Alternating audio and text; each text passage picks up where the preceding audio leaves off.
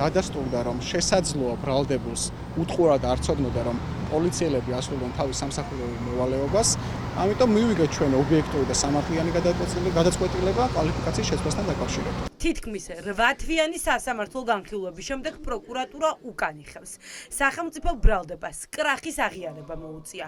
საბას ხვიტარიძეს პოლიციაზე თავდასხმას ვეღარ ედავებიან.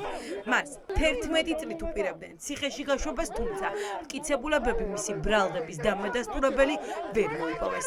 გადაწყვეტილების მიღების დროს ჩვენ ვიხელმძღვანელობთ მაღალი სტანდარტით, გავითვალისწინეთ საქმეში არსებული ყველა გარემოება და მიმაჩნია, რომ ეს იყო ობიექტური და სამართლიანი გადაწყვეტილება, რომელიც უნდა მიღებულიყო მოცემულ შემთხვევაში. ბრალდების ხარისხობს სამართლიანი სასჯელის დანიშვნის. ამასთან აღსანიშნავია ერთი გარემოება, რომ ბრალდებული არის ნასამართლევი. ამდენად კანონის მიხედვით, ვინაიდან სახეზე გვაქვს რეციდივი, მას უნდა დაენიშნოს კანონიერად მინიმუმზე 1 წლით მეტი თავისუფლების აღკვეთა. თუ თავისუფლების აღკვეთა იქნება, რა თქმა უნდა. საბას ხვიტარიძის წინააღმდეგ ჩვენება ათობით პოლიციელმა ფიცისა და სასამართლოს თანდასწრებით მისცა. მათ შორის სასამართლოში გამოიკითხა მთავარი დაზარალებული მირია ქათამაძეც. ის რომ პოლიციელები სრულ ჩვენებას აძლევდნენ სასამართლოს, ეს დღეს სახელმწიფო ბრალდების უკან დახევით გამოჩნდა. საბას ხვიტარიძე აღნიშნულ ქმედებაში არის სრულიად უდანაშაულო და ის უნდა გამართლდეს. ეს არის პოზიცია. არავინ არ იფიქროს და არავის არ ეგონოს ის, რომ დაცვის მხარე მუხლის გადაკვალიფიცირებით ამ შემთხვევაში კმაყოფილი იქნება. საბოლოოდ ჩვენ კმაყოფილებას გამოვთქვამთ მაშინ, როდესაც სასამართლოში საბას ხვიტარიძის სისხლის სამართლის საქმე გამოცხადდება დაუსაბუთებლად. ახლა პროკურატურას ხვიტარიძეს ჯანმრთელობის განზრახ მსუბუქ დაზიანებას ეტოვება. მუხლი, რითაც მას გასამართლებას უპირებენ, 3 წლამდე პატიმრობას ითვალისწინებს. საბას ხვიტარიძის დედისთვის შვილის პატიმრობის 8 თვე უმძიმესი იყო.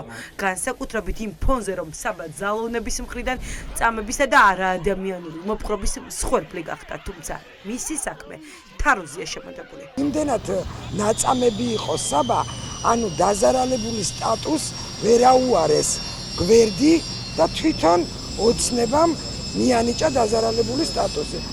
აქედან გამომდინარე, ჩემი პირადი აზრია, რომ რა თქმა უნდა, ის რომ თვითონ პოლიციელებს აქვს ნაღიარები, რომ ჩვენ ფორმაში ვერ ვიქნებოდით სპეციალურ დავალებას და ვერც ვიტყოდით, რომ პოლიციელები იყვნენ.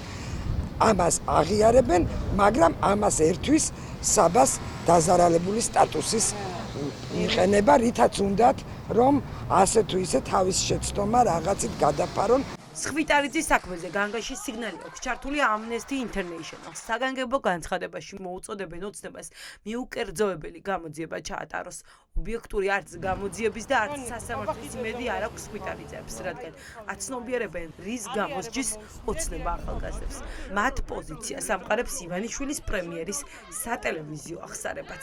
ვიცით ყველამ, რომ სრულ მოწმეები ყავთ, სრულ ბრალდებებით სხედან ბიჭები, ძალიან კარგი უკვე თვითონაც რო აღიარებენ და მალე დამთავრდებიან ესე. ყობახიძის განცხადება ამბობს ერთადერთ რამის, რომ თითქოს ჩვენ მადლობელი უნდა ვიყოთ, რომ ჩვენც არ ვართ დაჭერილები და გვამადლის იმას, რომ თითქოს ძალიან ცოტა ადამიანია დაკავებული და ერთადერთი კიდე რასაც ეს განცხადება ამბობს, რომ მათ თავიანთი მესიჯებით აღიარეს, რომ ეს ადამიანები დაკავებული არიან ერთადერთი მიზნით და ეს მიზანი იყო ადამიანის და დემონსტრანტების შეშინება. ივანიშვილის პრემიერს მიმართა დღეს დატყვევებულმა მსახიობმაც ანდრო ჭიჭინაძეს მიაჩნია, რომ ირაკლი ყობახიძე მისი განცხადებებით ზეწოლას ახდენს სასამართლოზე. როდესაც უმაღლესი თანამდებობის მქონე პირი სასამართლო განხილვის პარალელურად აკეთებს კომენტარებს, რომელიც იცავს უდანაშაულობის პრეზუმპციის დარღვევას, ეს არის ზეწოლა სასამართლოზე.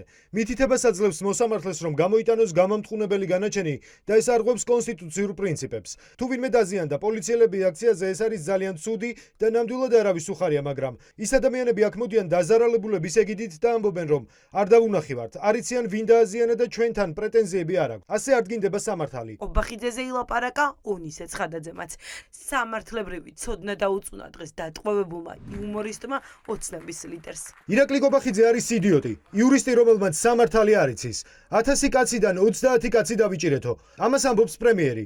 მაშინ საქმე უნდა დადგეს თავდაყირა. ეს ბრალდება არის მოგონილი. ბატონ ვახტანგთან მექნება კითხვა. ჩვენ პრევენციის გამო ვართ დაჭერილი? პოლიტიკოსების განცხადებებზე კომენტარებს არ ვაკეთებთ. არა, მითხარით, თქვენ ხომ არ მიიჩნევთ, რომ პრევენციის მიზნით ვართ დაკავებულები? ბრალდებულმა მსახიობებმა ეს განცხადებები სინდისის 11 პატიმრის სასამართლო პროცესზე გააკეთეს. სხდომაზე დღეს დაზარალებული სპეცრაზმელიც გამოიკითხა. მისი გამოკითხვის შემდეგ კი დადგინდა, რომ აქციაზე მშვიდობიანი მოქალაქეების დარბევის შესახებ ბრძანება ვისგან მოდიოდა, არავინ იცოდა.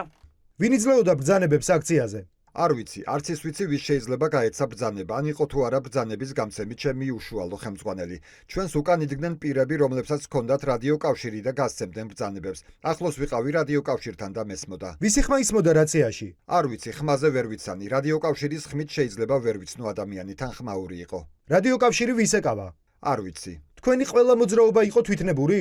თვითნებური არა, ჩვენ ვიცით რა უნდა ვქნათ. როცა დაიძარით, მას შემდეგ მიიღეთ თუ არა რაიმე ბრძანება? არ მიგიღიათ მითითება უფროსისგან? მითითებას ვიღებდით გადანაწილებაზე. ვისგან? არ ვიცი, ხომ გითხარით, ხმით გამოცნობა არ შემიძლია. შესაბამისად არ იცით, ვინ გაძლევდათ მითითებას? იყო თუ არა თქვენი ხელმძღვანელი, ხომ ასეა? დიახ. სინდისის 11 პირის და 8 პირის სისხლის სამართლის საქმეების განხილვა ორშაბათიდან განახლდება.